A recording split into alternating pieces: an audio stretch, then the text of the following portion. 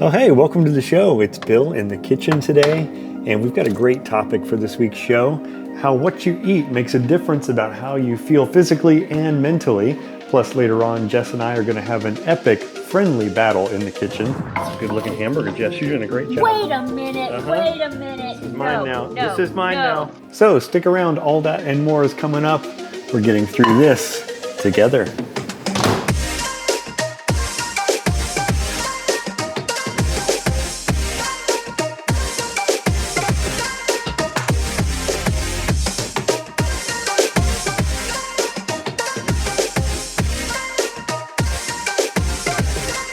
Hey everybody, welcome to this week's show. Got my trusty sidekick. We're here in the car. Stay-at-home order is lifted, so we're out and about in the real world. And man, I don't know about you, but I forgot how much I enjoy driving.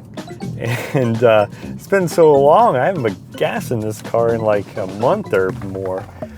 And hey, we're talking about something on today's show, nutrition and diet. We're gonna have some super simple things that you can do today that are gonna make you feel better both physically and mentally.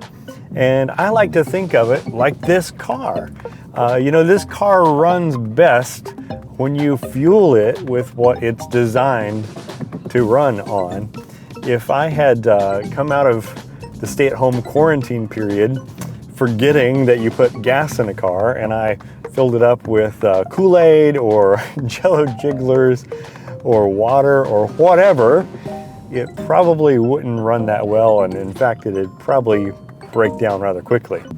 And I think the same is true with our bodies. If we're not careful, the easiest things out there to eat, fast food and the new fast casual dining restaurants, they're just loaded up with things that actually have a short-term deliciousness, but a long-term zapping us of energy and taking away our health. And as we've seen already in this series, our physical health is tied in with our emotional health and our mental health. And so if we don't eat well, we're not going to feel well, and that's going to impact our mental health. So we're going to get into that just a little bit today with some super practical things that you can implement right away. So let's head inside and let's talk more.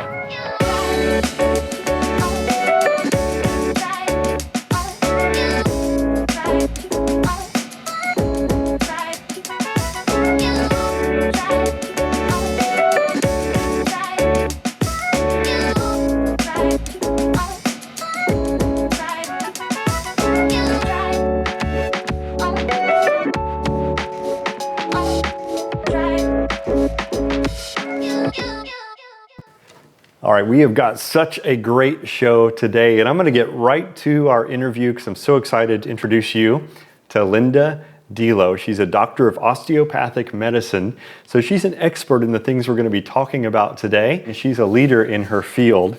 She has served on the Governor's Council of the Physician Workforce Advisory Council, and she's been a past president of the Florida Society of the American College of Osteopathic Family Physicians, as well as the past president of the Florida Osteopathic Medicine Association.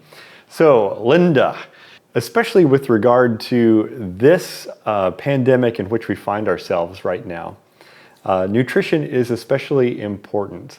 And as a doctor of osteopathic medicine, you pay a lot of attention to your patients' entire lives, including how they're eating, right?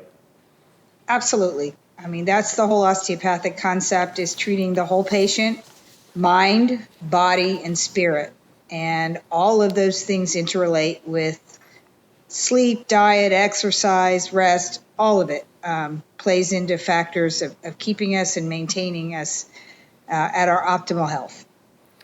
Well, I was reading the other day a quote, and I don't know if I fully agree with it. I don't know if you fully agree with it, but it said food is like medicine, and maybe we can't fully cure every case of anxiety or depression or whatever with food, but there's no doubt that what we eat can either make us feel better or make us feel worse, can make our bodies healthier or less healthy.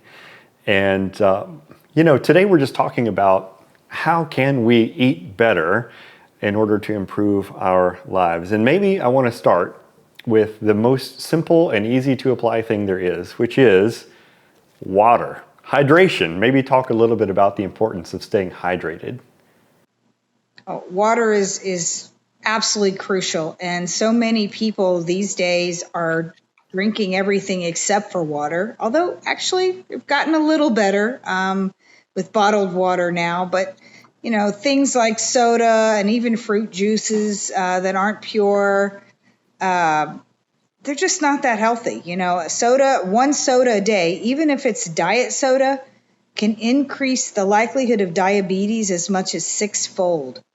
So, wow. And caffeine can deplete and actually cause us to become more dehydrated because you tend to go to the bathroom more often when you drink a lot of caffeinated beverages. But water is truly the thing that I always like the term, dilution is the solution to pollution. You're going to flush out your toxins in your body with just plain good water. That's great. And I was reading that being just half a liter dehydrated can increase your cortisol levels and make you feel more stressed.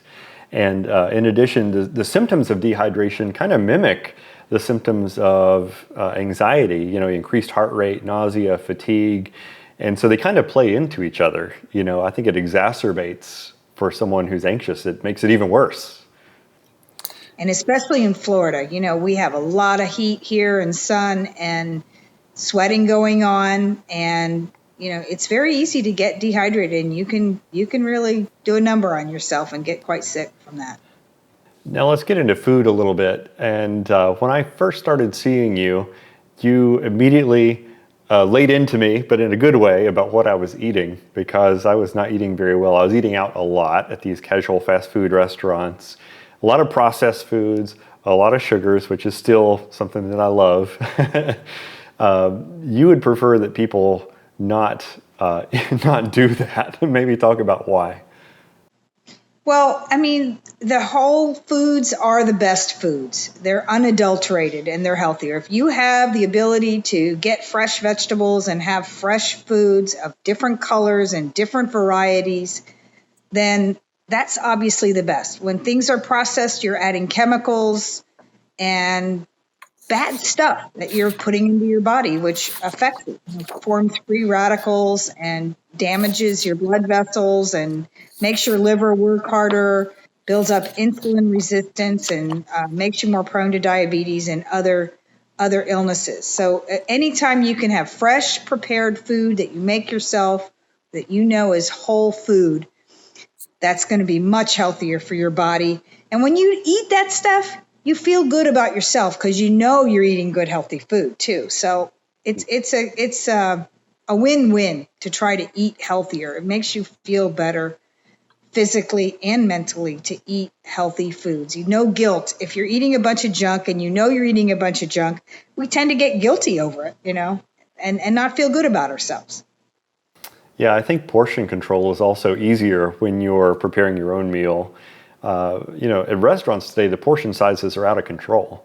And just based on a number of calories alone that you're taking in, I've been at times 20, 30 pounds overweight, and it impacts your mental health. I remember going to a Dick's Sporting Goods looking for weights to help me lose weight. And as I was carrying those 30-pound dumbbells out, I was like, this is hard. And this is the amount of weight I'm carrying around in my body all the time. So whatever you can do to be a healthy weight is really important as well. That's right. It all ties in, like you said before, your exercise, what you're eating, how often you're eating, rest, hydration. It's all important in maintaining a healthy body. And, it's important, like you always say, that you tailor this to you. Every person is unique. And one of the things I came to you about was fatigue. And we ran a pretty extensive test on my body to see what my vitamin levels were, the SpectraCell test. And one of the things that was very, very deficient was B12. And we've also found I was deficient in several other things. And by supplementing those things, I've begun to feel a lot better. Yeah, are there any things that people are commonly deficient in, such as B12 or magnesium? Well, those are good ones. And, we're talking, this is COVID time. So let's talk just briefly about some of the vitamins that have been shown to be helpful in prevention. And that's vitamin D, as in dog, vitamin C, and zinc. Vitamin D is really important, and a lot of people are deficient in vitamin D and have no idea. It's not really in a lot of foods that we eat. So most people probably should supplement, but it's important for heart health, cancer protection, mental health. Vitamin D is very important. And then you have the vitamin C. As you know, it's a coronavirus, it's a cold type virus, and vitamin C has been shown to be beneficial there. Now, of course, the best way to get vitamin C is naturally with fruits and vegetables, but if you don't get them that way, then you may need to take a supplement. Magnesium, you mentioned, is really important as well. And unfortunately, a lot of people are taking medications for their stomach right now, which can reduce levels of magnesium. And that is extremely important for all the muscles in the body, including the heart muscle, and cardiac arrhythmias or irregular heartbeats can sometimes be caused by low magnesium levels. So magnesium is another important, and there are many other drugs, water pills and different things like that could also affect people's magnesium levels. So again, healthy diet is crucial to make sure we get those vitamins. And if you're not, then maybe you might want to consider supplementing those things. B12 is important for your blood, your brain, and your nervous system specifically. And again, certain medications can deplete the body of your vitamin B12. So that's also a very, very important vitamin as we talk about mental health and anxiety and depression and stress right now. Yeah, and I can just speak from personal experience coming to your practice. It's been a wonderful thing to be proactive and take charge of my own health. And there have been all these little puzzle pieces, like frequent headaches, sores in my mouth, fatigue, all these other things. And by supplementing properly with over-the-counter things and better diet, those have resolved and I feel much better. And it'd be tempting for a lazier doctor to just say, oh, I've got a drug for that, I've got a drug for that, I've got a drug for that. Nothing against prescription medications, because we do need them. But often that's unnecessary if people would eat correctly, right?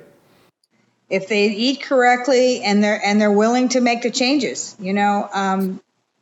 as a physician, I'm a navigator. I can tell the captain where to take the ship, but it's up to the person individual to make the decisions, to make the lifestyle changes, to stay healthy and optimize their body functions, but not everybody listens either. So fortunately, you were a good patient and you listened. Some people only want that drug fix, but I always try to get people to understand that there are better choices that we can make with our body as our temple, and we need to take care of it. And if we can do it naturally, great. When we can't, or it needs a little help, then there are medications, hopefully, that can take them the rest of the way. Yeah, and the beautiful thing is living a healthy lifestyle helps every part of your life. And so the same thing that'll help you increase your immune system's efficiency, which is important now, are the same things that are going to help you feel better mentally.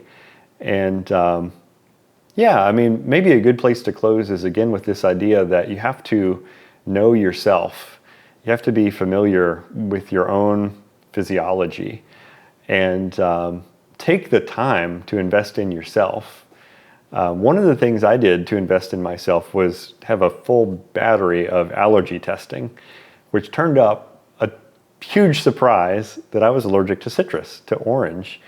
And, knowing that I have this sensitivity, this food sensitivity, has revolutionized my life almost as much as knowing I had a B12 deficiency revolutionized my life. Because anything citrus, even a shampoo that has citric acid in it, causes inflammation in me. It causes me to feel horrible.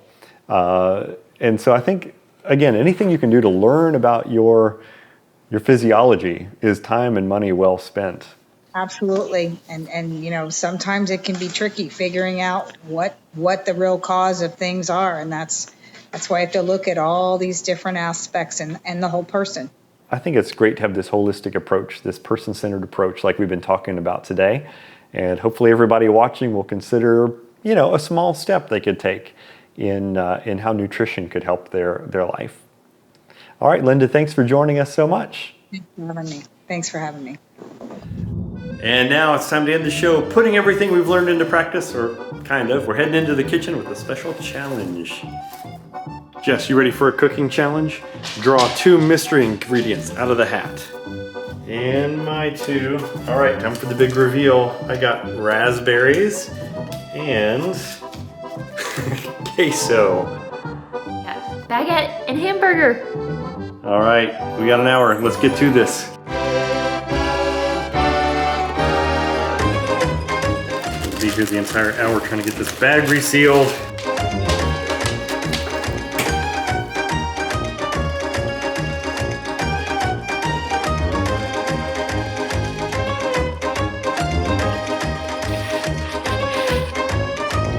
Good looking hamburger, Jess. You're doing a great job. Wait a minute, wait a minute. This is mine now. This is mine now.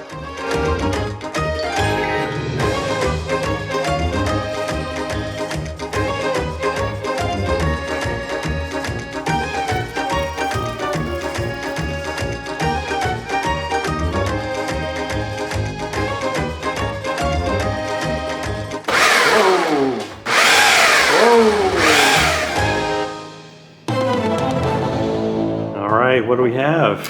We have a hamburger zucchini bake.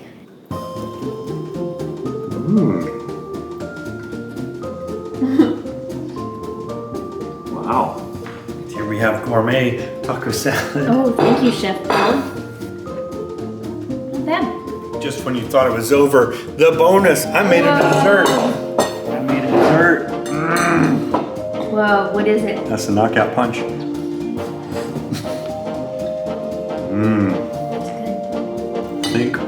I think we got to call it a tie. All right. See you next week, everybody.